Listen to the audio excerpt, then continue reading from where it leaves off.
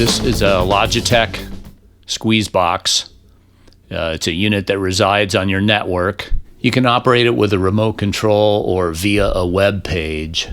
And it's got a built-in digital analog converter that'll output standard audio, coaxial, optical. It hooks up with an RJ45 connector or via Wi-Fi. It's got a nice display where you can adjust the font size or the brightness. This is a unit that I rehoused a few years ago. Right now it's in screensaver mode, displaying simulated analog meters, which is my favorite screensaver, and the whole reason behind housing two of these into one unit. One of them is going to display the meters, and the other one's going to display the now playing information.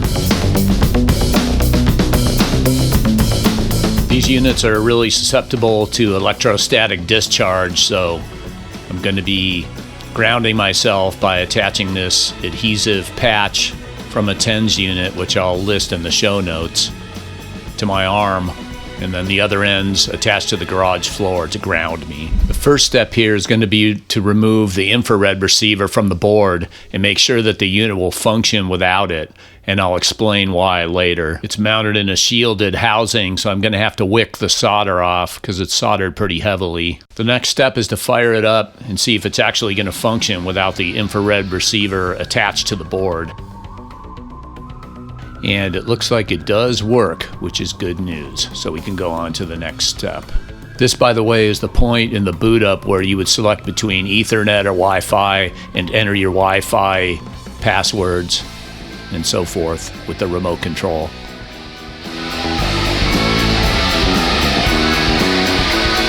Now we're going to separate the vacuum fluorescent display and the input-output board from the main board.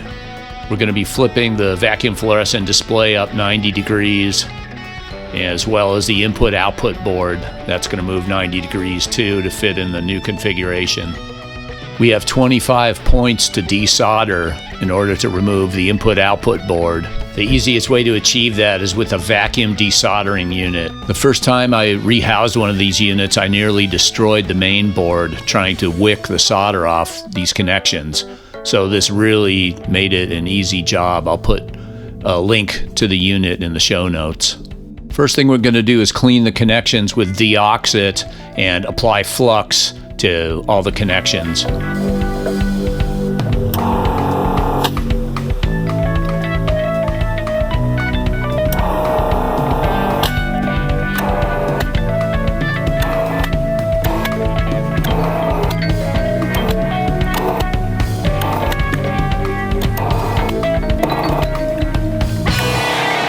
Once you've got the input-output board separated, then we'll move on to the vacuum fluorescent display. There are 18 connections on the vacuum fluorescent display that we'll need to desolder. We're also going to have to carefully cut the adhesive pads that are holding the display to the main board.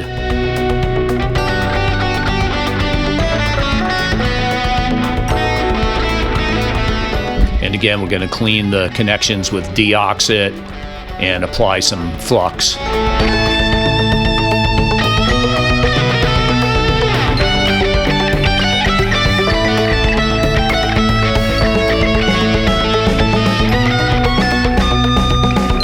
Okay, so we have the display freed, and we want to be really careful not to bend or break any of these delicate connections. The next step is going to be to remove the adhesive pads from the main board and clean up all the flux from the solder connections. I tried acetone and alcohol, but ended up finding that paint thinner seemed to work best for loosening up the adhesive pads. Then we'll repeat the whole process on the other unit.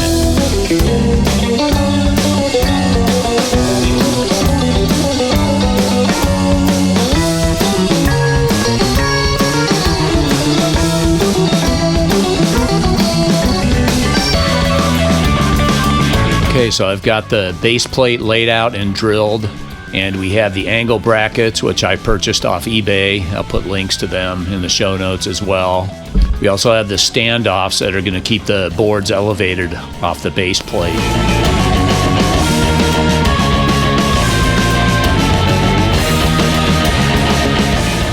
The next thing will be to assemble the display brackets that are going to hold the vacuum fluorescent displays in place.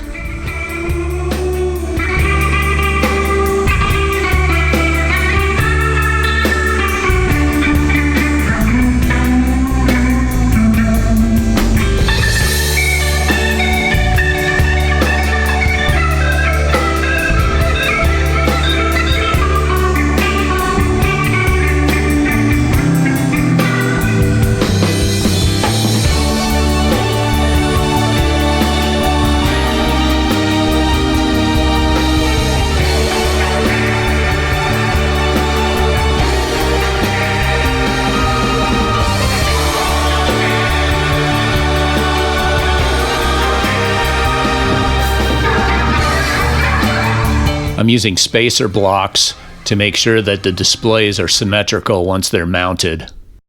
There are slots in the angle brackets that are going to allow for adjustments to get everything adjusted horizontally and vertically.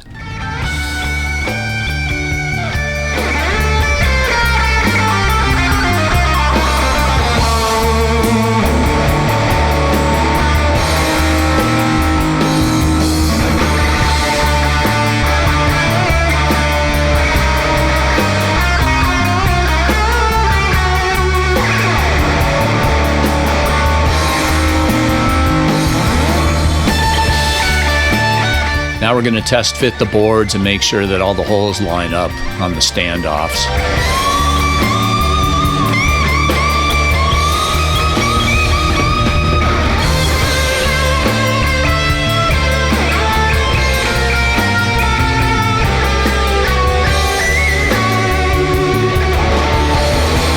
The infrared sensor for the remote is going to have its own board, which I have here. I'm going to cover it in copper tape to keep it shielded.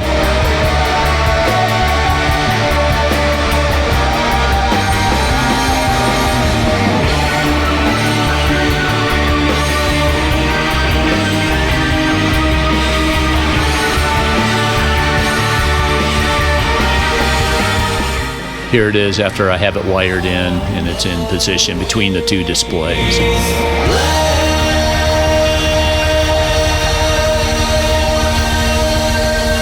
The next thing to do is wire up the jumpers so I can reconnect the input-output board and the vacuum fluorescent displays to the main board.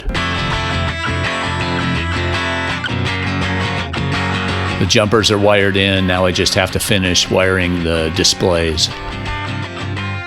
And then the next step is to hook the unit up and power it up and make sure that it's still working before I get too far ahead of myself. These units are notorious for failing if they're exposed to static electricity, so I just want to make sure I haven't fried them before I continue. This switch is going to divert the signal from the infrared receiver to one or the other of the boards, because the remote will operate them both simultaneously, which will make setup impossible.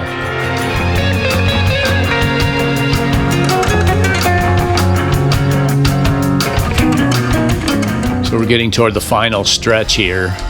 I had aluminum frames made for the vacuum fluorescent displays and had them black anodized.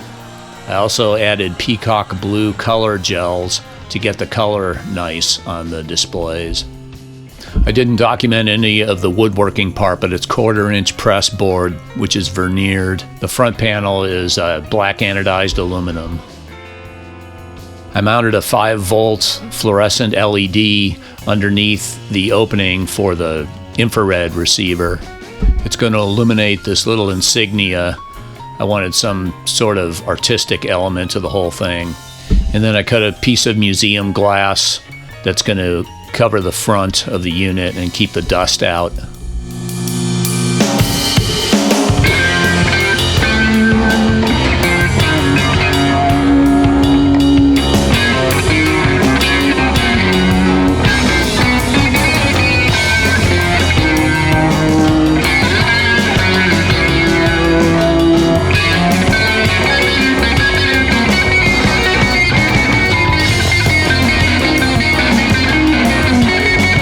Salvaged the feet from an old broken DVD player. Usually you could find something like this at a thrift store or the landfill.